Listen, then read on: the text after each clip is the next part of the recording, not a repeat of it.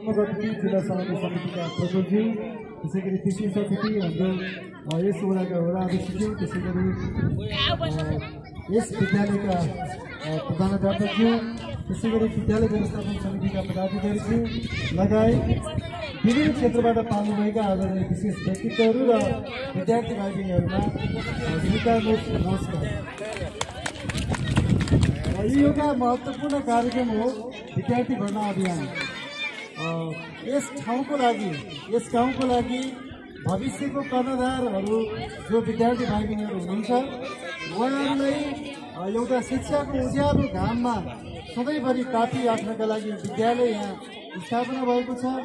यो थर्पु माध्यमिक विद्यालयमा र यहाँ पढाउने गुरुहरूले यहाँका बालबालिकाहरूलाई आफूले जाने बुझेको आफूले ज्ञान लिएको ज्ञानलाई चाहिँ बाँड्नुहुन्छ विभिन्न तरिकाबाट विभिन्न विषयवस्तुहरूको माध्यमबाट र केही विषयवस्तुको ज्ञान लिइसकेपछि उहाँहरू विद्यार्थी भाइ बहिनीहरू भोलिका लागि यस ठाउँको लागि नेतृत्व गर्ने अघि जसरी यहाँ बाल क्लबका भाइ बहिनीहरूले बोल्नुभयो एकदमै ढुक्कका साथ एकदमै चाहिँ आफ्ना विषयवस्तुहरू राख्नु भएको छ। सिक्दै गरिराखेको अवस्था छ र यसले अझ भोलिका दिनमा थप नेतृत्व गर्नका लागि चाहिँ महत्त्वपूर्ण भूमिका खेल्छ जस्तो मलाई लाग्छ। र विद्यार्थी भाइ बहिनीहरू सबै भाइ बहिनीहरू चाहिँ अघि यहाँ आएको बाल क्लबका भाइ बहिनीहरू जस्तै गरेर बोल्न सक्ने बनाउनका लागि यहाँ सरहरूले धेरै प्रयास गरिराख्नु भएको छ। त्यसको लागि अभिभावकहरूलाई पनि लाग्न सक्छ। मेरो पनि बच्चा यहाँ अगाडि गएर त्यसै गरी बोलिदिएको भए त्यसरी बोल्न सक्ने भइदिएको भयो भन्ने लाग्न सक्छ। तर कतिपयलाई के लाग्न सक्छ भने मेरो बच्चा चाहिँ यहाँ त्यसरी बोल्न सक्दैन अलिक कमजोर छ भन्ने पनि लाग्न सक्छ। यो किन हुन्छ त अलिकति म भन्न चाहन्छु। कुनै बालबालिका धेरै बोल्ने धेरै चाहिँ तगडा हुन्छन् हरेक कुरामा भने कुनै बालबालिका अलिक कमजोर हुन्छन्।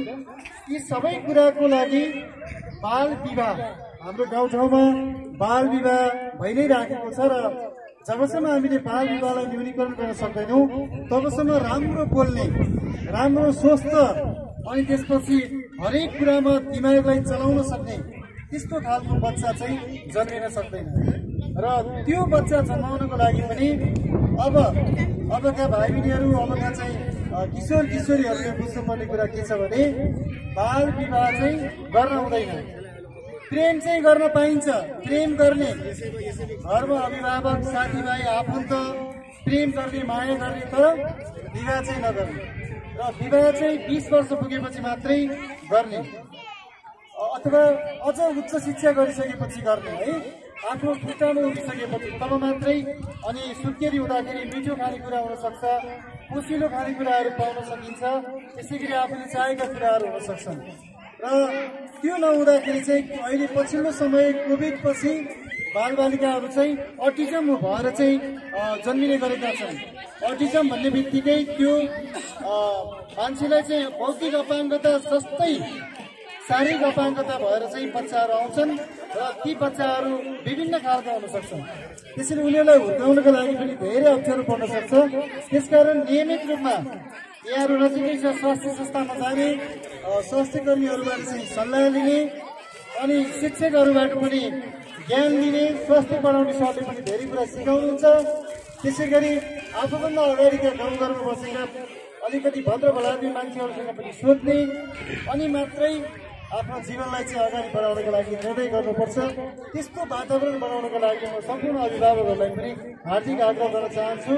हाम्रो जाजरकोटको अहिले बाल विवाहको अवस्था हेर्ने हो भने 84% बाल विवाह छ। अहिले उमेर नपुगेर बाल विवाह गर्ने जाजरकोटमा 84% देखिएको छ र यो तथ्याङ्क भनेको धेरै बढी हो। खेडागाउँ नगरपालिका र कुशे गाउँपालिकामा सेभ द चिल्ड्रेन काम गरिराखेको छ। म पहाडी क्षेत्र विकास अभियानमा पनि आबद्ध छु र मैले विभिन्न क्षेत्रमा काम गर्दै गर्दाखेरि बाल विवाहको कुरा हिजो मात्रै जिल्ला स्तरीय बाल विवाह न्यूनीकरणको लागि सञ्जाल गठन भएको छ। त्यो सञ्जाल गठन हुँदै गर्दाखेरि पनि कुराहरू उठेका थिए। त्यसैले बाल विवाहलाई न्यूनीकरण जबसम्म गर्न सकिँदैन तबसम्म हामीले त्यस्ता विद्यार्थी जन्माउन सक्दैनौँ, त्यस्ता भाइ बहिनीहरूलाई हामीले अगाडि बढाउन सक्दैनौँ जो अघि बाल क्लबका भाइ बहिनीहरू अगाडि नेतृत्व गरेर यहाँ चाहिँ आफ्ना कुराहरू निर्धक्कका साथ राख्न सकेका थिए।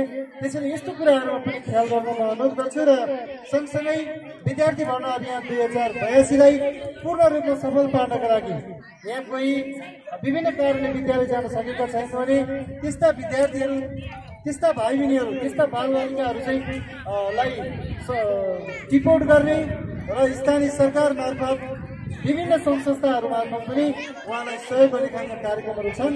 स्थानीय वडाका जनप्रतिनिधिहरू, हाम्रो वडा सचिव पनि हुनुहुन्छ, वडा अध्यक्षज्यू लगायत विभिन्न व्यक्तित्वहरू मार्फत तपाईँहरूले चाहिँ विद्यालय भर्ना अभियानलाई सफल पार्नका लागि अभिभावक सबैले साथ दिन जरुरी छ र त्यसको लागि हामी सबै लाग्नुपर्छ भन्ने कुरा म राख्न चाहन्छु। र यो वडा धेरै ठुलो छ, तल बगिरदेखि यहाँसम्म यो वडा यति ठुलो भएको हुनाले र बगिरतिर पनि त्यहाँ बाँकी समुदायबाट पनि धेरै बालबालिकाहरू हुनुहुन्छ र विद्यालय नजिक छैन। त्यस्तो अवस्थामा पनि हामीले विद्यालयमा भर्ना गर्ने कुराहरूलाई र नजिकै बाल शिक्षा चलाउने कुराहरू पनि हुन सक्छन्। त्यसकारण स्थानीय सरकार मार्फत पनि हामीले त्यस्ता पहलहरू गर्न सक्छौँ भन्ने कुरा पनि म राख्न चाहन्छु। र अन्त्यमा दलित बालबालिका तथा युवा युवतीको शैक्षिक अवस्था सुधार, यहाँ अघि शब्दहरू धेरै कुराहरू आएको छ।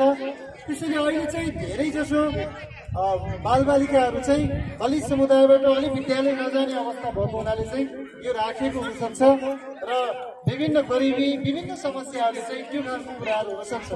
त्यसैले पहिला त आत्मनिर्भर हुने खालको काम पनि गर्नुपर्छ। र अर्को कुरा मलाई लागेको कुरा, यहाँ चाहिँ अघि म जुलुस अगाडि गइराखेको थियो, जुलुस अगाडि जाँदै गर्दा म यहाँ के अगाडि आदरणीय यो ठाउँका आदरणीय व्यक्तित्वहरूसँग कुराकानी गरेँ र हेर्दै गर्दाखेरि कम्तीमा घर अगाडि चाहिँ करेसाबारी पनि बनाउन सुरु गरौँ, घरको अगाडि तरकारीहरू केही लगाउन सुरु गरौँ, पानी छैन भने पानी ल्याउने पनि वातावरण बनाऊ र घरमै भएको सानो सानो अलि थोरै थोरै भाँडा माझेको पानीले पनि हामी धेरै काम गर्न सक्छौँ। त्यसैले खुर्सानीको बुटो भए पनि घरको अगाडि लगाउने खालको चाहिँ शिक्षा अब चाहिएको छ। अब यहाँ घरमा चाहिँ एउटा खुर्सानीको बुटो नहुने भयो, सुन्तलाको बुटा त तलतिर छन् तर घरको अगाडि खुर्सानी, साग, धनियाँ, लसुन, प्याज पनि लाउनु गर्नु पर्यो।